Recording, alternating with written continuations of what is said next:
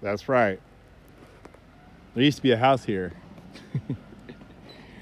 but it got incinerated just like the house that was there and there and there.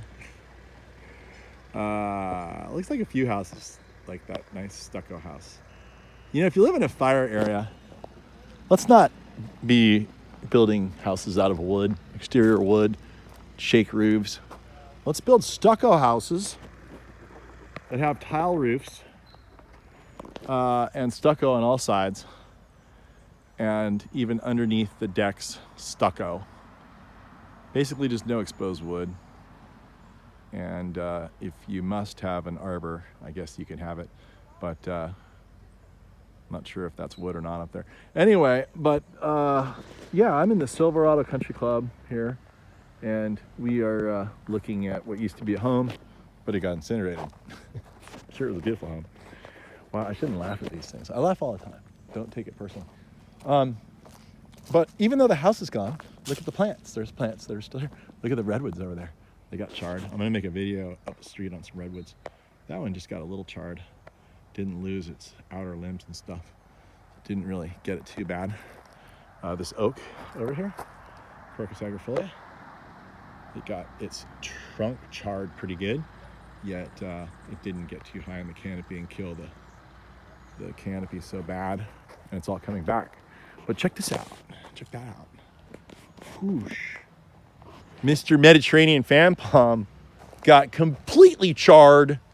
Char. If I was standing here in this fire, I would be dead. Dead meat. But not the kind of meat that you'd like to eat, because it would be extra charred meat. Because it got so hot. Look, this is beautiful. It's almost like we should just burn them all. This is how we should trim them up. Look at that beautiful pattern. Look at this. Isn't that pretty?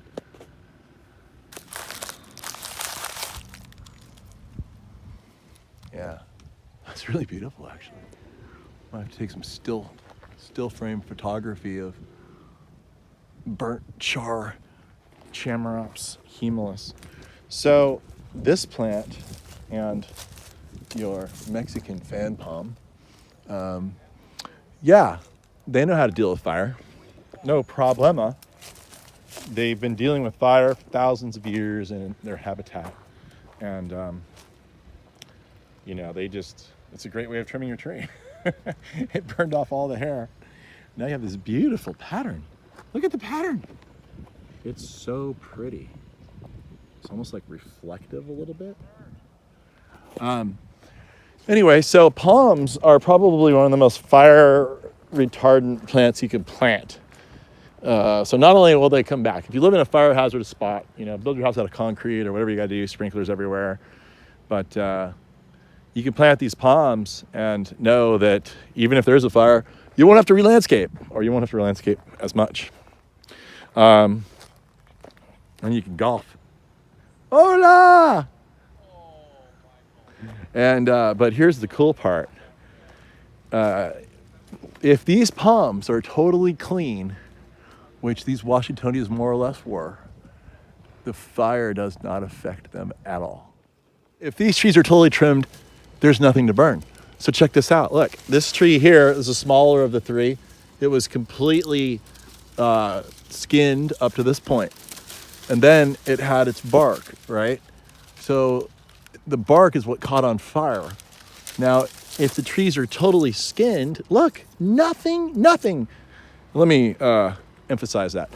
Nothing with a capital N happened at all. Zero. Like there's no char marks. There's like not even any evidence of fire. But you know where it wasn't skinned, there is evidence. And of course, all this stuff hanging down would incinerate as well, and you know cause embers to fly and everything else. But if you have your trees trimmed up really well, and the trunks skinned, nothing will happen. So it's literally probably the most fire resistant plant there is. You can see all the bark kind of burned on this one here. And I'm sure the foliage burn has just been 2 years, so there's 2 years of foliage that's come out. And actually, you get a really beautiful pattern after a fire, so nothing to fear there. But yeah, so palms are a fantastic. And look at the sago palm. Sago palm burned. Actually, it didn't. I don't see any. There's some char marks right in there. So he burned, but he doesn't care. So yeah, the whole point is palms are super fire resistant when trimmed up, and even if they're not trimmed up, they will always come back from a fire. And you can see here's the trachycarpus, same thing. He just simmered a little bit, no problem. But he's healthy as can be. And I would presume that if there are any bugs on your palm trees, they don't get many. But if there were, after a fire, there would be no more. So anyway, so if you're considering plants in your landscape, you want good low maintenance plants that don't shed a bunch of leaves until you go trim them off. Especially around a swimming. I bet there was a swimming pool right here, maybe. Palm trees. Yeah, and if there's a fire, don't worry. Your house might burn down, but your palm trees will keep on ticking.